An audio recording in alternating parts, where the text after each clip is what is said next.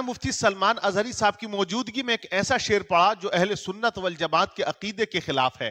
وہ شعر کیا پہلے سن لیجئے گا اس شاعر نے کیا پڑھا. نبی کے بعد عظمت میں علی سب سے زیادہ ہے. نبی کے بعد عظمت میں علی سب سے زیادہ ہے. نبی کے بعد عظمت میں علی سب سے نظر آتا نہیں جس کو یہ اس کی کم نگاہی ہے. نظر آتا نہیں جس کو یہ اس کی کم نگاہی ہے. شعر آپ لوگوں نے سن لیا. مفتی سلمان ازہری صاحب جب یہ شعر پڑھ رہا تھا تو ان کے چہرے کا جغرافیہ بدل گیا تھا. علماء کی طرف انہوں نے مڑ کر بھی دیکھا. لیکن دیکھیں دانشور عقل مند عالم ربانی وہی ہوتے ہیں جو وقت کی نزاکت کا خیال کرتے ہیں, حالات کو دیکھتے ہیں. اب لوگ کہتے ہیں کہ یہاں اصلاح کرنی چاہیے تھی, تو بھیا اصلاح کی ہے. جب ان کا نمبر آیا نا تقریر کرنے کا تو انہوں نے اس شعر پر ہی اصلاح کی ہے. اور نعت کوئی انٹرٹینمنٹ کے لیے نہیں ہے کہ تم نعرے لگاؤ, ہنسی خوشی اچھل کود کر چلے جاؤ. نعت جو پڑھتا ہے شاعر یہ بھی تمہارے دلوں میں عشق رسول پیدا کرتا ہے. اعلیٰ حضرت فاضل بریلوی رحمۃ اللہ تعالی علیہ نے لکھا ہے, آپ سے پوچھا گیا کہ اگر حضور کی محبت بڑھانا ہے تو کیا کریں. اعلیٰ حضرت نے فرمایا اچھے اشعار اچھے شاعر سے سنے جائیں, خوش الہان نعت خواں سے سنے جائیں, اس سے جذبہ عشق رسول بڑھتا ہے. لیکن یہ بات ہمیشہ یاد رکھیں, ایک شعر تقریر سے زیادہ بھی اثر کرتا ہے, اور ان اشعار میں عقیدہ بھی اور ایمان بھی اور بہت کچھ سمایا ہوا ہوتا ہے. اسی لیے میں آج آپ کو خلاصہ کلام میرا یہ بتا دوں کہ من جملہ اہل سنت و جماعت مشرق و مغرب شمال و جنوب اور متقدمین متاخرین پہلے والے اب والے سب کا متفقہ عقیدہ محمد صلی اللہ علیہ وسلم اللہ کے رسول ہیں, خاتم النبیین ہیں, رحمت للعالمین. ان کے بعد افضل البشر بعد الانبیاء بالتحقیق, تمام نبیوں کے بعد سب سے افضل انسانوں میں حضرت ابوبکر صدیق کی ذات ہے. سیدنا ابوبکر صدیق رضی اللہ تعالیٰ عنہ کی ذات افضل البشر بعد الانبیاء بالتحقیق. یہ جملہ اہل سنت و جماعت کا متفقہ عقیدہ ہے. پھر سیدنا عمر ابن خطاب, سیدنا عثمان ابن عفان, پھر حیدر کرار رضوان اللہ علیہم اجمعین, یہ خلفائے راشدین جن کے متعلق میرے آقا نے فرمایا علیکم بسنتی وسنت الخلفاء الراشدین.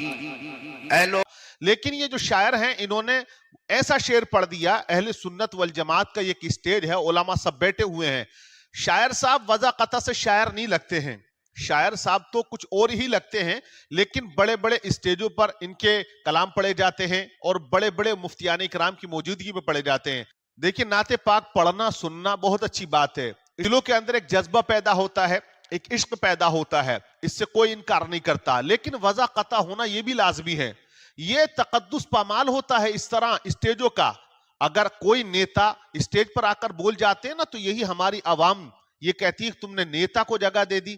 سوال کرتے ہیں, منع کرتے ہیں, حالانکہ ان کی بھی داڑھی نہیں ہوتی ہے, داڑھی ان کی بھی نہیں ہے, داڑھی یہ بھی نہیں رکھتے ہیں, داڑھی منڈے ہیں, وضع قطع سے لگتے نہیں ہیں. لیکن یہ اس اسٹیج پر وہی اشعار پڑھ رہے ہیں جس سے چڑ پیدا ہو.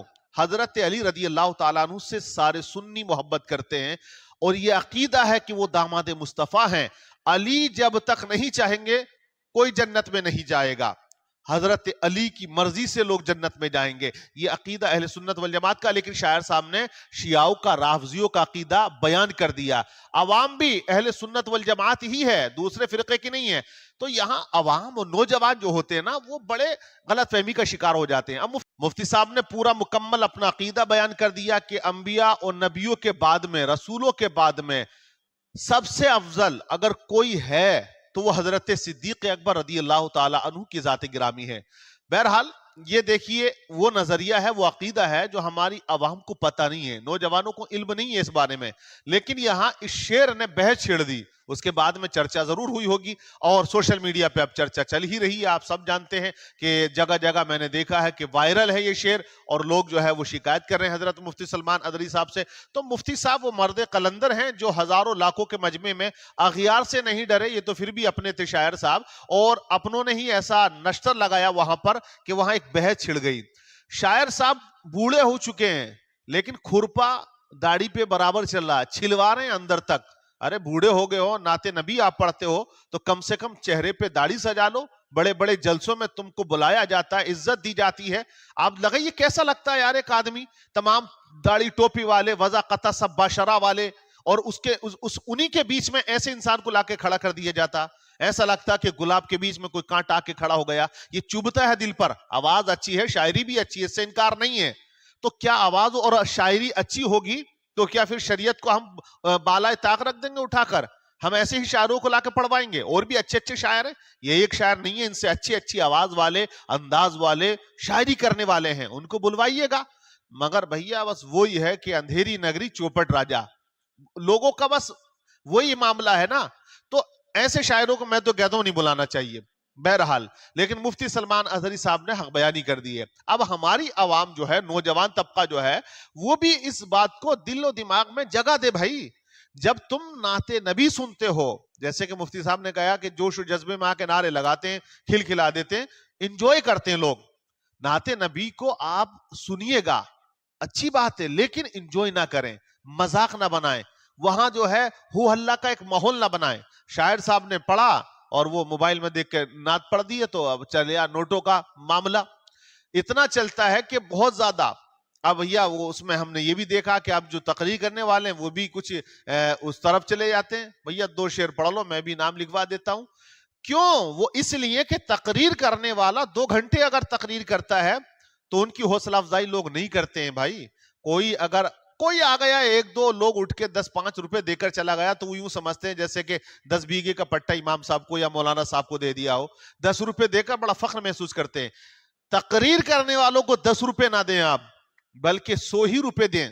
اگر نعت پڑھنے والوں کو آپ جھڑا جھڑ چل لیا معاملہ لٹا رہے ہو، آپ ایک بار میں 200-300 لے کے جا رہے ہو، تو تقریر کرنے والوں کو آپ جو ہے ان کی تقریر میں کھو جاتے ہو نا، لوگ کہتے ہیں ہم کھو جاتے ہیں، وہ جذبہ نہیں آتا، نعت میں جو ہے وہ جذبہ آتا ہے۔ تو وہ اتنی محنت سے تقریر کرتے ہیں، قرآن و حدیث کی بات آپ تک پہنچاتے ہیں، مطالعہ کرتے ہیں، اس کے باوجود جو ہے وہ انعام و اکرام ان کو نہیں دیا جاتا ہے۔ تو یہ تم ایک طرح سے علماء کی حق میں بہتر نہیں کر رہے ہو۔ علم والوں کو آپ جو ہے عزت کے مقام پر بٹھاؤ، علم والوں کی حوصلہ افزائی کرو، قدر کرو، تاکہ دوسرے جو نسل ہے نا ہماری آنے والی وہ دیکھے کہ واقعی ہماری قوم نے، ہمارے سماج نے عالموں کو سر پہ بٹھایا ہے، عزت دی ہے، ان کو جو ہے نوازتے ہیں، تو وہ اس طرف بھی آئیں گے، ان کا جھکاؤ بنے گا۔ لیکن اب زیادہ تر یہ ہے کہ کسی کا کلام اٹھایا اور وہ موبائل میں ٹائپ کر لیا اور آ کر وہ پڑھ گئے، آدھا پون گھنٹہ 1 گھنٹہ لوگوں نے انہیں نواز دیا۔ وہ عالم ربانی جو پڑھ کر آئے، مطالعہ کر کے آئے، بغیر دیکھے ہی ان کو تقریر کرنی ہے اور حوالے بھی دینے ہیں اور اصلاح بھی کرنی ہے اور زیادہ محنت بھی انہیں کو کرنی ہے، ان کی کوئی حوصلہ افزائی نہیں کرتا ہے۔ تو نعت نبی ہونی چاہیے، 1-2 کلام شروع میں آپ پڑھوائیے گا۔ جلسوں میں زیادہ تر یہی ہو رہا ہے، نعت خوانی اتنی ہو جاتی ہے کہ 12 سے 2 بج جاتے ہیں، اس کے بعد تقریر کا نمبر آتا، لوگ جا کر سو جاتے ہیں، تو جو مقصد تھا جلسے کا وہ فوت ہو جاتا ہے۔ اس لیے ایک زمانہ ہو گیا جلسوں کو، کتنا عرصہ ہو گیا آپ لگا لیں، 70-75 سال تو ہو گئے ہندوستان کو آزاد ہوئے، اسی وقت سے جلسے چل رہے ہیں، کانفرنسیں ہو رہی ہیں۔ دیش آزاد ہونے کے بعد میں آپ اندازہ لگائیے، پہلے بھی ہوئے کانفرنسیں، فضل حق خیر آبادی نے کی ہیں، آپ نے کتنے جلسے کیے، کتنی تقریریں کی دیش کو آزاد کرانے کے لیے۔ تو آپ دیکھیں اس لمبے پیریڈ میں، اس صدی کی میں بات کر رہا ہوں، اس صدی میں آپ دیکھ لیں کیا ہم نے اپنی قوم کی اصلاح کی؟ کیا قوم کو دین کے بارے میں بتایا؟